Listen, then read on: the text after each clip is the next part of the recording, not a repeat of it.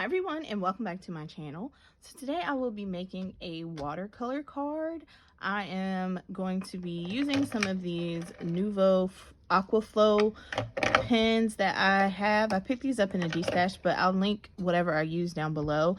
I've just been playing with them and trying to figure out what I like, so I decided to go ahead and try to make a card. So here's some backgrounds that I previously made, and I'll quickly show you just how I made the background. I think I'm going to use this for my card, if I'm not mistaken. I don't know.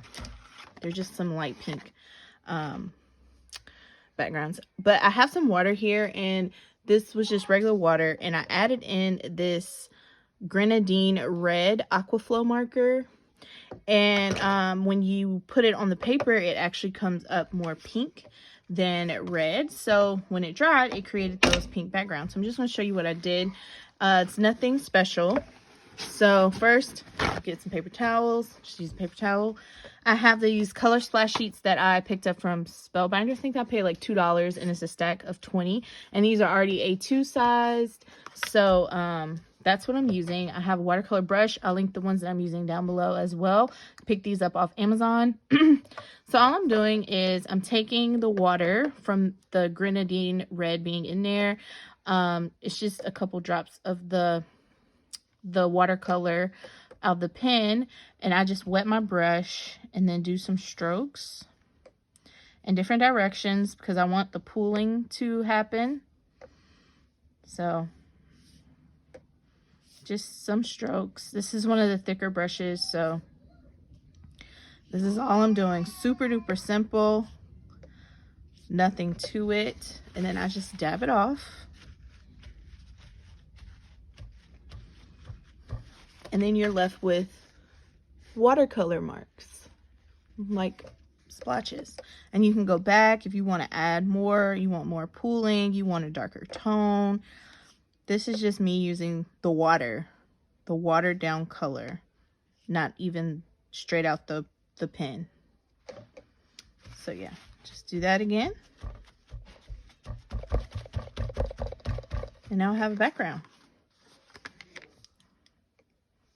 So actually, I'm going to use this one for my projects, I think. So I want some pooling here.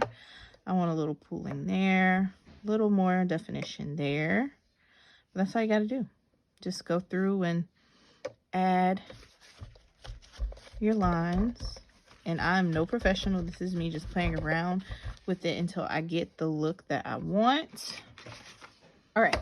So there we are. There is my card front. Of course, it's a little warped, but that's perfectly fine. So next, what I'm going to do is I am going to take this Christmas Wishes stamp set. This was gifted to me, but it's from Spellbinders. So I'll link it down below if it's still available, if I can find it anywhere. But it has bows, and it has sentiments, and then it has the trees, and it says just for you, a little something for you. Season's greetings do not open until December 25th. So perfect for tags, and then with the little sparkle and a lot of shine. So I'm going to use this for my card, and what I'm going to do, I'm going to attempt to stamp with the watercolor pens, and let's just see how it works out. I'm using this stamp block. It's dirty, it's old. This ink has probably been on here for a year or so. Like, I did not do a good job of cleaning it, but it's going to get the job done. So first I'm going to play around with the placement of my trees. I think I want them in the center. And then I think I think this is this a layering? I'm not sure if this is like one that you can layer, because the bow looks like it could have been layered. I don't know. So I'm going to play around with the tree placement, and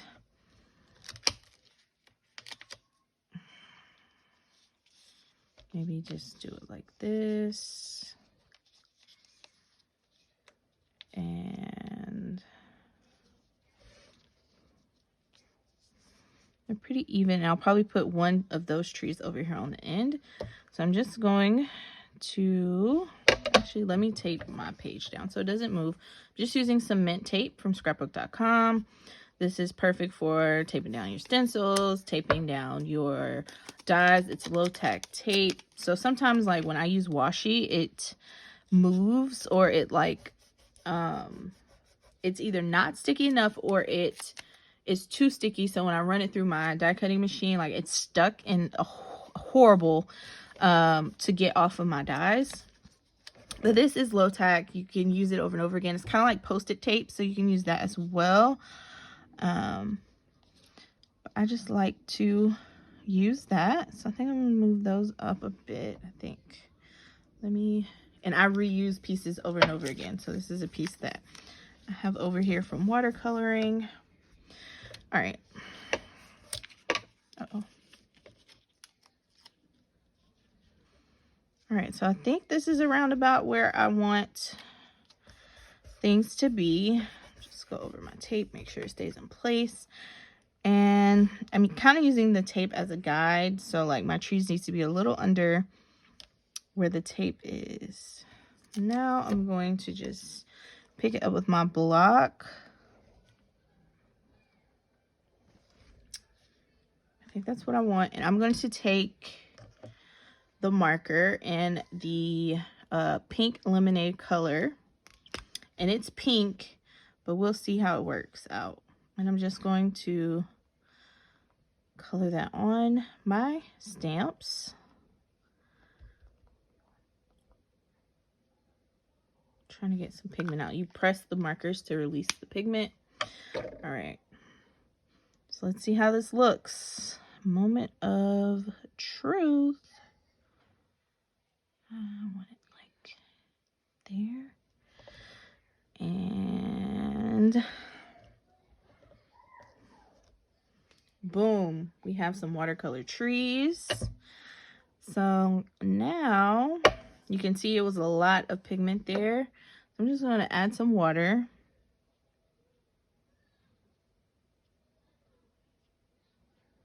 Just to help move some of the color around. And I'm going to try this again, but this time I'm going to use that grenadine red, but I'm just going to add a tad bit, and I'm going to use my brush to kind of move it around on here. I guess these trees, the ones with bases, kind of pulls the color. And stamp again. A little better. I still don't like the pooling, but I'm trying to fix it. Okay, let me go ahead and do the other tree that I left off. So it's gonna be this one. I'm gonna add some of the color. I wonder, no, I'm not gonna layer it. So I'm gonna add this one here, and then go over it with this one.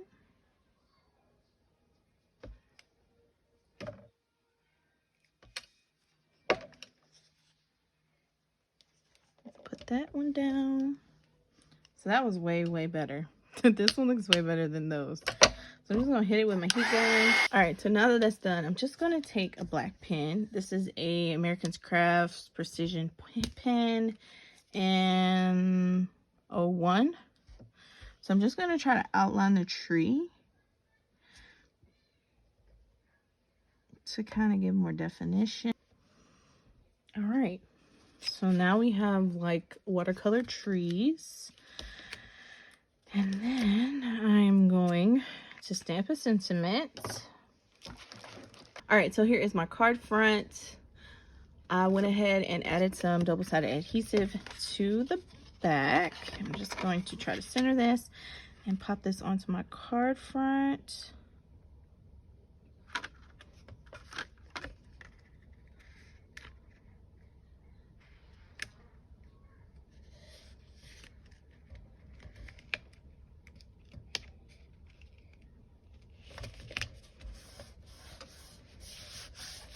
Boom, and there you are. There is a quick and simple watercolored card. Perfect to gift this season. All right, so I thought I was done, but after taking a look at this card, it just needs a little something else. So I'm just gonna go in with my pops of color, and I'm going to add some pops of this gold to these trees. Just to act like ornaments, I guess. All right, so I just took my heat gun to the drops, and they aren't like 100% dry, but they're mostly dry. So this is just a better look at how it will look when when everything is dry. But yeah, guys, so this is my final card. I hope you enjoyed this quick little tutorial. Thank you so much for watching, and have a great day.